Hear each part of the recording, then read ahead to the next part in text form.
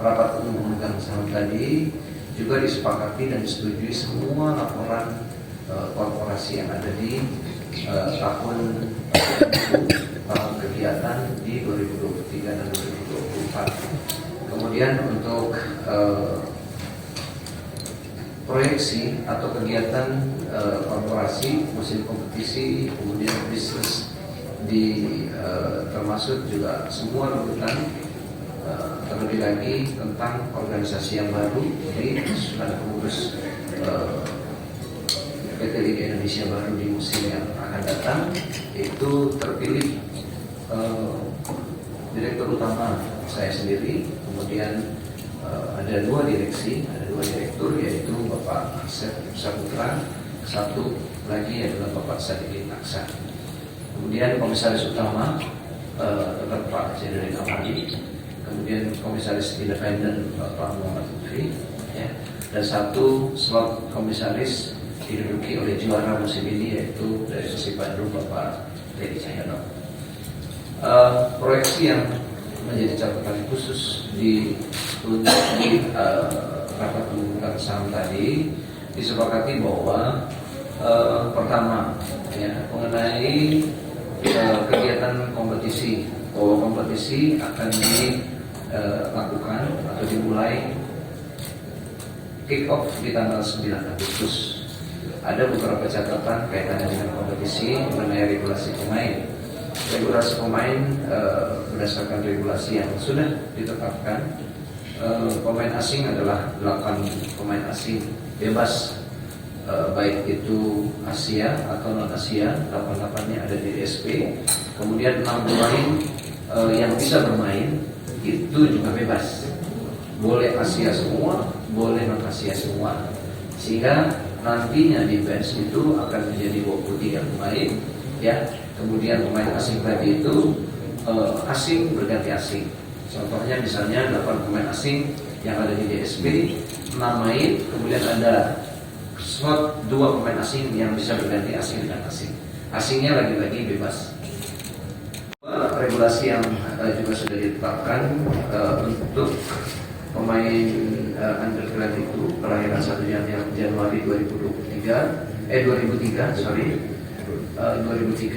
ya, itu under 22, kemudian menjadi keharusan bermain selama 45 menit di starting lineup, ya. Jadi ini rasanya tidak berubah dengan yang lalu, hanya perubahannya kalau yang lalu adalah under 23, kali ini adalah under 22. Kemudian kaitannya dengan regulasi yang juga prinsip adalah terkait dengan keharusan financial control cap atau batasan klub menggunakan biaya atau belanja pemain itu maksimal adalah 50 miliar. Nah, ini bukan salary cap, tapi cap terhadap belanja pemain. Nah, di dalam regulasi yang sudah ditetapkan, Liga Indonesia menetapkan menggunakan modifikasi dari salary cap menjadi financial control. Kemudian Liga menetapkan dan membentuk yang namanya financial control body untuk memastikan bahwa aspek finansial betul-betul bisa terrefleksi dari financial control tadi.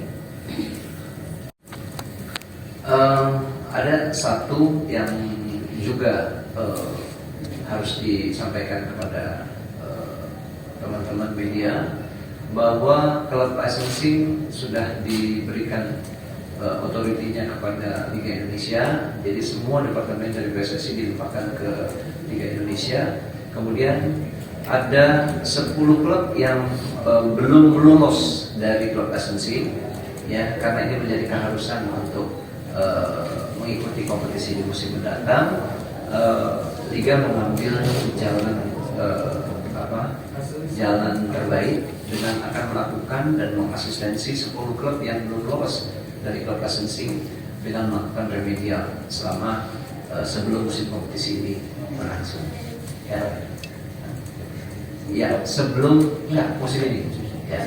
Musim ini. Sorry, mohon maaf. Jadi sebelum nanti musim kompetisi akan berjalan, maka 10 klub yang belum lolos kelas asing tadi akan kita remedial. Ya. Nah, bahwa musim depan ya kita masih title sponsornya adalah BRI, ya. Kemudian TV broadcast masih dengan MTEK. Yang berbeda dari musim yang lalu, bahwa kontribusi dengan dua metode, baik itu kontribusi yang fix, begitu pun juga dengan yang variabel, keduanya meningkat. Ya. Kalau yang fix kontribusi itu meningkat 60% dari yang lalu, ya ada peningkatan.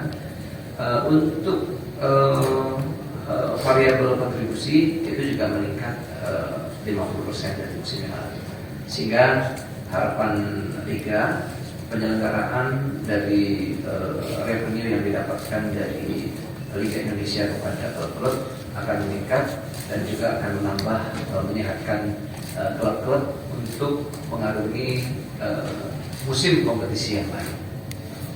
Saya pikir cukup ya. Oh jadwal, sorry. Nah jadwal minggu ini kita menunggu respon dari klub-klub, ya, karena memang kita masih melihat musim ini memang musim yang tidak mudah karena ketersediaan stadion yang minim. Rata-rata satu stadion ada yang 2 klub, ada yang 3 klub. Mungkin sampai dengan bulan Desember ini tentunya kita pasti akan agak lumayan ketat, sehingga kita menunggu respon dari klub, ya. Kemudian harapannya sih 1 minggu ke depan kita udah bisa sampaikan ke publik bahwa master jadwal sudah ditetapkan bersama dengan PSSI, itu kaitannya dengan yang tim nasional, ya. Tinggal kearifan lokal, mungkin nanti ada juga yang namanya pilkada, ya kan. Kita sudah berkomunikasi dengan pihak kepolisian untuk musim depan. Tinggal menunggu 1 minggu ini, polisi minta di pihak kepolisian ini minta di tempat-tempat mana aja yang harus dikosongkan atau misalnya harus istirahat. Terus cukup ya. Klub itu diharuskan sekurang-kurangnya ada 5 pemain under 22, tetapi yang bermain hanya 1 keharusannya, ya kan ada 5. Kemudian kan under 22 berganti under 22. Nah kemudian untuk bisa memberikan kontribusi untuk tim nasional di under 22, kita memberikan insentif juga bagi klub-klub yang bisa lebih banyak dari keharusan tadi. Misalnya under 22-nya bisa 2, 3, ya kita kasih insentif. Ada sporting merit yang kita hitung bagi klub-klub yang memenuhi atau melebihi dari keharusan yang kita punya, gitu. Keharusan under 22 untuk musim ini memang regulasi ini ditetapkan oleh PSSI. Kita yang menjalankan, klub-klub yang harus menjalankan. Kenapa harus under 22?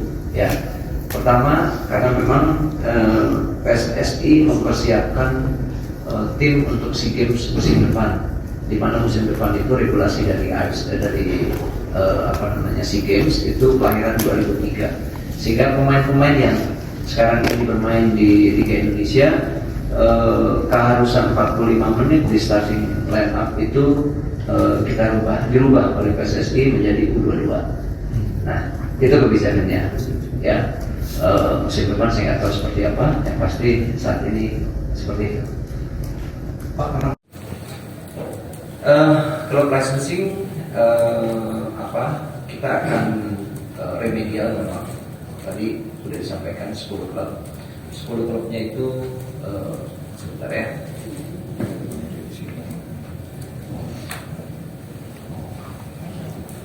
SM Makassar, ya, kemudian Persita Tangerang, PSS Sleman, Barito Putra, Arema FC, Dewa United, kemudian Persis Solo, dan 3 klub yang baru yaitu PSPS Biak, Semen Padang, dan Malut. Itu jumlahnya 10. Nah, seperti apa implementasi remedial akan kita lakukan? Karena masing-masing klub ini ada kekurangan yang berbeda-beda. Ada dari aspek finansial, ada aspek sporting, legal, dan seterusnya, termasuk infrastruktur. Nah, tentunya asistensi yang akan kita lakukan dan remedial yang akan kita perbaiki terhadap semua aspek tadi. Nah, untuk musim ini sebagai bentuk dari punishment atau reward yang kita berikan kepada klub-klub yang sudah lolos dari klub licensing, kita berikan insentif. Kemudian bagi klub yang 10 ini yang akan kita remedial, maka akan dikenakan sanksi. Tapi tetap harus melalui atau diharuskan untuk lolos dari aspek-aspek tadi. Karena ada beberapa klub yang sebenarnya yang tidak lolos itu hanya aspeknya, istilahnya kalau katakan misalnya faktor finansial, ada 10 aspek, hanya tidak 1 aspek aja. Itu ada yang seperti itu. Meskipun juga ada dari aspek katakan sporting, ada 10 aspek yang harus dipenuhi, hanya terpenuhi 3. Ya. Rasanya harusnya karena ini nanti kita one on one sifatnya akan melakukan remedial kepada klub 10 klub tadi, rasanya sih pasti dan harus terpenuhi. Apalagi penilaian ini akan kita tingkatkan untuk musim berikutnya. Pada waktu musim berikutnya, jika klub tidak lolos dalam klub licensing, ada 3 poin yang kita berikan reward maupun punishment. Reward itu dalam arti yang lolos itu biasanya yang hijau tadi, kemudian ada yang kuning dan juga ada yang merah. Yang kuning, jika kuningnya 1 maka akan dipotong poin untuk musim berikutnya 1. Sebelum musim berakhir, selalu klub licensing itu berakhir di bulan Maret dan April. Ya, sebelum kompetisi berakhir maka akan ketahuan. Katakan klub A kurang 1 poin, 1 kuning, maka akan dipotong 1 poin. Jika aspek itu mayoritas atau bermasalah atau katakanlah centang merah, maka akan dipotong 2 poin.